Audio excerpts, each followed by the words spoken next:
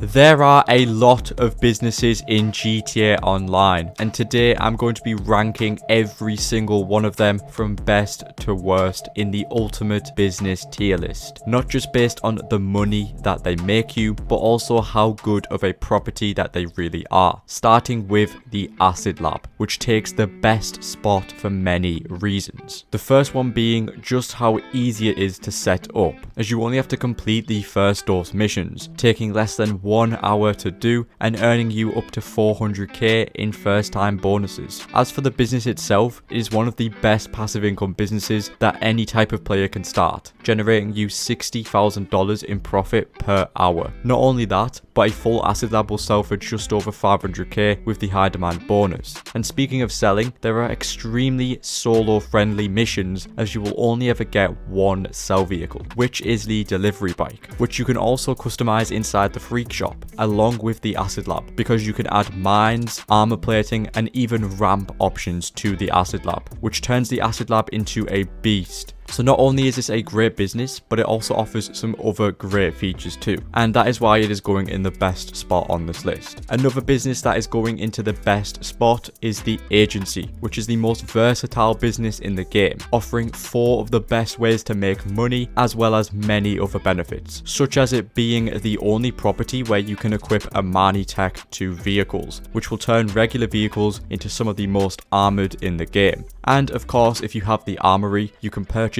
any weapon that you want from a discounted price. And like I said, 4 amazing ways to make money, which include the Dr. Dre contract, which is a set of missions that each have setups, and a finale, which can take between 1 to 2 hours to complete and will earn you $1 million every time. The next way is through the security contracts, which are some quick and easy 5-minute missions, which earn you between 30 to 70k, depending on their difficulty level. That is not the only way that you can make money through them, because for every 5 security contracts that you complete, you generate $500 of daily income for your wall save, and the maximum daily income is 20k, which does mean you need to complete 200 contracts. And although that is a lot of work, it is totally worth it, because you can earn some very easy passive income after doing so. Which brings me to the payphone hits, which are quick assassination jobs that take 10 minutes to complete. Each hit will have an assassination bonus that when you complete, you can earn 45k, which also have a 10-minute cooldown, making you some very easy money. But with all that being said, there's a ton of reasons why the Agency takes the best spot. It is incredible. And that brings me to the Arcade, which will be going in the mid spot for this list. The Arcade obviously allows you to start up the casino heist, which has 3 different ways to complete it. You can either do aggressive, silent and sneaky, or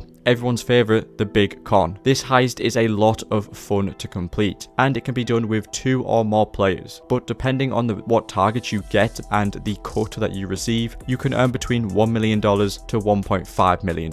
But that's if you receive the highest cut and you're only playing with 1 more person, which is the downside of the Arcade. But that's not the only way that you can make money from it, as there is also passive income, which can see you earning up to 5k per hour through the wall save. The easiest way to do this is by buying a few arcade machines from your computer and then filling every available slot with those arcade machines. That way you will always earn 5k per day. Completely passive, which, yeah, it isn't great money, but it is still passive, so nothing to complain about. The most important benefit of the Arcade is the Master Control Terminal, which can only be purchased through the Arcade's computer. And if you're someone who runs many businesses, then this is going to be a lifesaver, as you can manage all of your businesses from one location. So if you want to resupply your businesses, but you don't want to travel to each and every one, you can do it all from the Master Control Terminal. So with that in mind, the Arcade does deserve its spot in mid, as the money making isn't the best as of today's standards, but the benefits that you get still make it a great business. However, a business which isn't great is the Arena Workshop, if you can even call it a business, and rightfully so. It deserves its spot in the worst businesses. Many people probably forgot about this property, and for a good reason. This property allows you to start up the Arena War game modes, which are some of the worst paying missions in the game, and even on double money. And that is it. That is the only way that you can make money from this business. However, the only real benefit to having an Arena Workshop is that it is the only place where you can customize the Arena war vehicles with the personal mechanic, as well as being the only location where you can store and upgrade the RC Bandito. Other than that, you could also get access to 30 vehicle slots with the garage upgrades, but if you're looking to just make money, this is a business that you need to stay away from, and that is why it most definitely belongs in the worst tier. Which brings me to the auto shop, which definitely belongs in the good spot for this list, as it offers two great ways to make money and an underrated feature that most of you probably don't know about, because not only can you customize any vehicles that you want inside the auto shop, but if you are an owner of the auto shop, you can get a small discount on all modifications. But that is not all, because any modifications that would normally be locked behind requirements such as levels will all be unlocked in the auto shop, which is a massive benefit to owning one. But the main benefits are the money making, with the first way being the customer deliveries, because every 48 minutes someone will drop off their vehicle for you to customize and deliver back to them, which will give you 30k profit for just 5 minutes of work, which isn't bad at all. Also, you can have your staff deliver the vehicle, which will earn you some very easy passive income. But the main way to make money is through the auto shop robberies, which you can start from the selection of 3 that are available on your board. And these are mini heists, as they only require setup missions plus a finale, which usually takes around 40 minutes to do. And depending on what robbery that you get, you can earn between 170k up to 300k, which is a very fun way to make some money. With that being said, that is why the auto shop belongs in the good tier. Another business that belongs in the good tier is the bail office, which is the newest business in the game, as it offers 2 ways to make money. The main way is through the bounty targets, which have 2 different types. The regular targets, which are highlighted in blue, which will change every hour, and they earn you between 35k to 40k, and these missions are fun to do and only take around 10 minutes, making them by far the fastest way to make some very easy money. Now, the most wanted targets, which are highlighted in red, will change once every real life day, and they will earn you between 120 to 130k, which isn't bad at all for a fun 20-minute mission. These most wanted targets have some really unique and interesting missions, which are a very fun way to make some money. The next way to make money is through the agents, which generate you passive income through the wall save. You can have up to 2 agents at once, which each costs $750,000. All you have to do is send them out on work,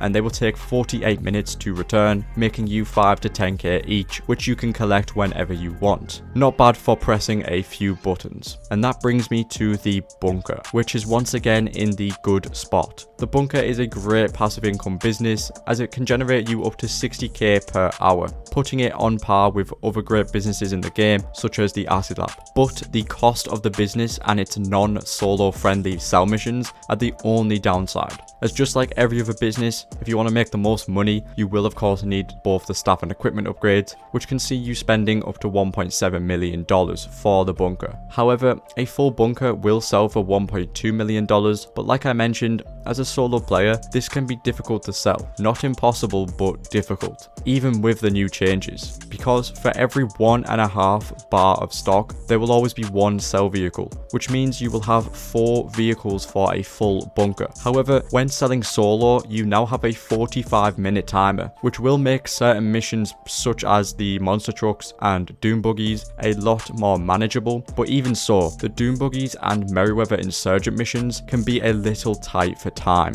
But that's not all, because every 48 minutes you will receive excess weapon parts, which can be delivered for a very quick and easy 50k every time. However, with the money making side of the business done, there is one more thing that you can do with the bunker, and that is research. Because if you assign your staff to research, you can unlock a ton of useful upgrades for vehicles and weapons. The only problem is the upgrades that you unlock will be totally random, which can see you wasting hours of research for useless cosmetic upgrades such as liveries, but some of them can definitely be useful. With all that being said, the bunker will remain in the good spot on this list. Which brings me to the Cash Factory, which is one of the 5 different MC businesses on this list. And the Cash Factory is one of the better MC businesses, but it's definitely not the best. And that is why it is going in the mid spot, because with all the upgrades, which will see you spending up to $2 million, the Cash Factory will generate you 40k per hour. And if you're looking to just run this business based on passive income, it really isn't worth it. There are much better MC businesses you could run. And while we're on the topic of the MC businesses, next up is the Clubhouse, which takes the mid spot on this list. You see, the Clubhouse used to be the only property where you could buy the MC businesses, and that was its only feature, but it now offers 3 great ways to make easy money. The first one is the bike deliveries, and these work very similar to the auto shop deliveries, as every 48 minutes a bike will be dropped off, and all you have to do is customize it and deliver it to a customer, which will earn you a nice 50k profit every time. Another way to make money is from the bar. All you have to do is keep it resupplied, which you can do by starting a resupply mission from the bar and delivering the van back to the Clubhouse, which will earn you 5k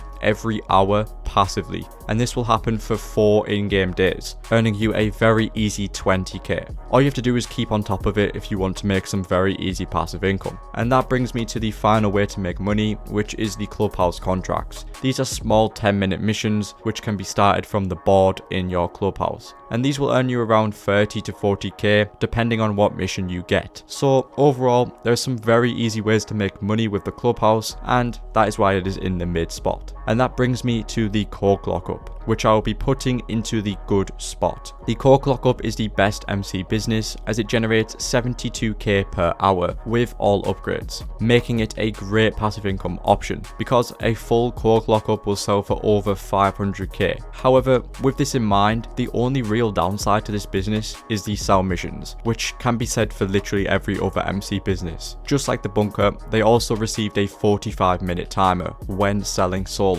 which again, it does make certain missions possible, but some you're going to be way too pressed for time. However, the Cork Lockup is definitely a business you should look into for some very easy money. Once again, in the good spot, we have the crate warehouses, which are some of the best active income businesses. However, that is their massive downside. If you want to make money, you are going to have to put in a lot of work, which is totally worth doing because you can make millions. Another massive downside to these businesses is that you also need to own an office, which is a huge paywall when setting them up. So if you want to save both time and money, these businesses are not for you, because you could be spending around 5 to 6 hours completing source missions for your large warehouses, which will sell for $2.2 million each, leaving you with a profit of $1.5 million.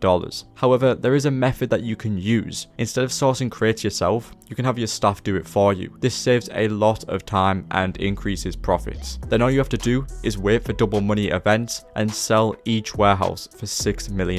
So with all that in mind, the crate warehouses do have their benefits, but also they do have some downsides. Therefore, they will remain in the good spot. Next, we have the document forgery office, which sits in the worst spot because this is quite literally the worst business that you can buy in the game, because even with a fully upgraded document forgery office, you will only earn 20k per hour. And although this is totally passive, the amount that you're investing into the business is a complete waste of money. Never buy this business. Moving up a level in the bad spot, we have the facility, which of course allows you to start up the Doomsday Heist, which in my opinion is the longest and most difficult set of heists that anyone can complete. The Doomsday Heist is a set of 3 different acts, which each have between 3 to 6 prep missions each. But that's not all, because they also have 3 to 5 setup missions and of course a finale. Altogether, each act can take you around 1 to 2 hours to complete, which can total up to 6 hours of time for this heist. And the pay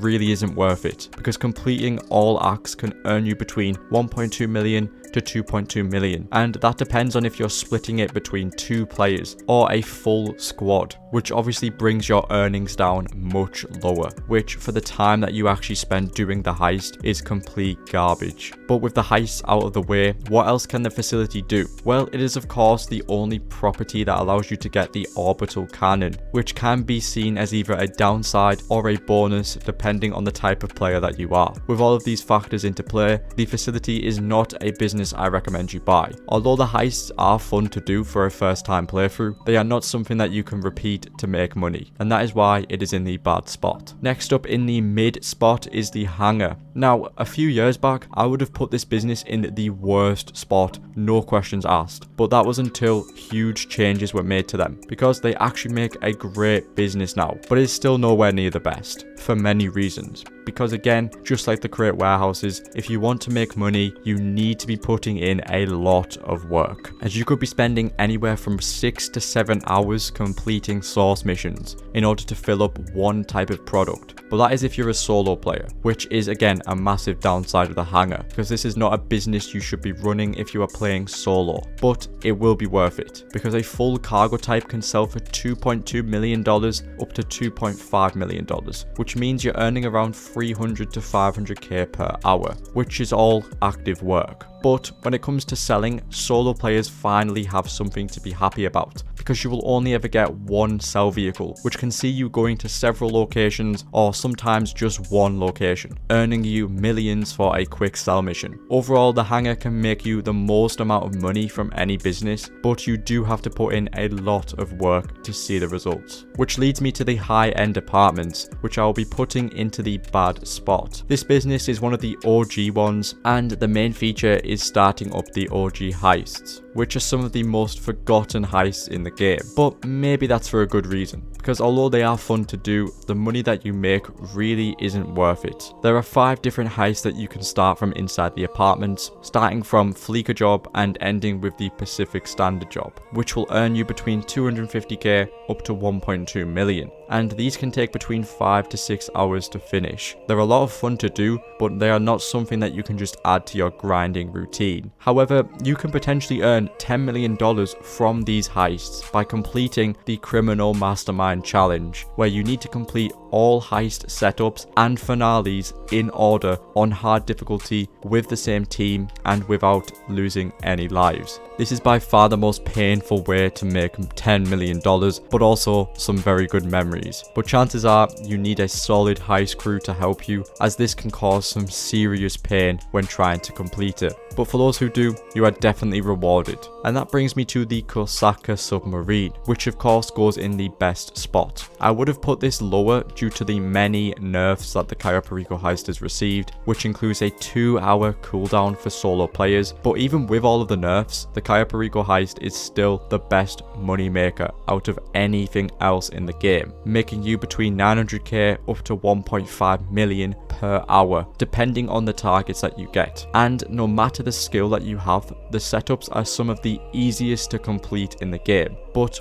other than the heist itself, the Kosatka also gives you access to the Sparrow, my personal favourite vehicle. It's fast, versatile, and can be used for anything, especially for grinding. But with all that being said, let's now get into the Blue Lab, aka the Walter White Lab. If you know, you know. This is the second best MC business, yet it is also the most expensive, as you could be spending up to $2.3 million with the upgrades. And honestly, the money that you make from it really isn't worth the investment, as you will earn 46k profit per hour. The only real reason you should own this business is for the Nightclub, which is going into the best spot on this list. The Nightclub is honestly incredible. It offers 2 of the best and easiest ways to make passive income. The first way is through the popularity, which can make you 50k every hour when having a full popularity bar. All you have to do is maintain it to earn some of the easiest passive income that you've ever made, which is also what the Nightclub warehouse is, because all you have to do is assign your technicians to a different type of product that will generate you passive income. However, this is the real downside to the Nightclub,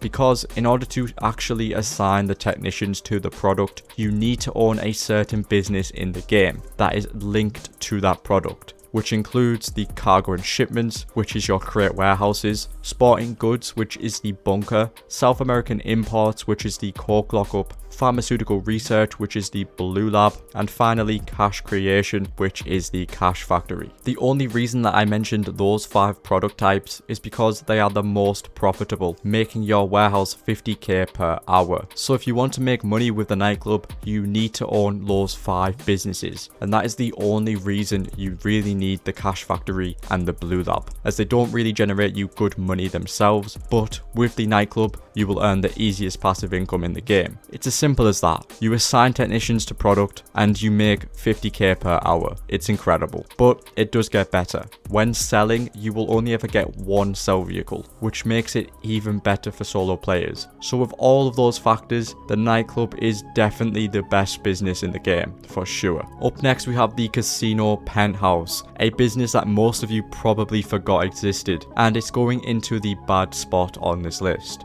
So how do you make money with the Penthouse? Well, it lets you start the Agatha Baker missions, which consist of 6 missions in total, which are actually a lot of fun to complete, and they can be done solo, but that wasn't always the case, because before Rockstar updated these missions, they could only be done with 2 or more players, but now you can complete them completely solo. But when it comes to the pay, you will earn 50k per mission when completing them for the first time, as well as other first time bonuses, which can see you earning up to $1.1 million when completing these story missions for the first time. But that is not all, because if you are the host of these missions, you get access to the Enos Paragon Armored for completely free, which is amazing, as you get access to a fast and armored vehicle, all for completing some missions. But why have I put this in the bad tier? Because all of these benefits make it a great business, right? Well, technically yes, but only for a first timer, because with all of the bonuses that you get, you basically make a return on how much that you spent on the Penthouse. But if you were to do these missions without the first time bonuses, the pay is terrible, which is why this business has to go in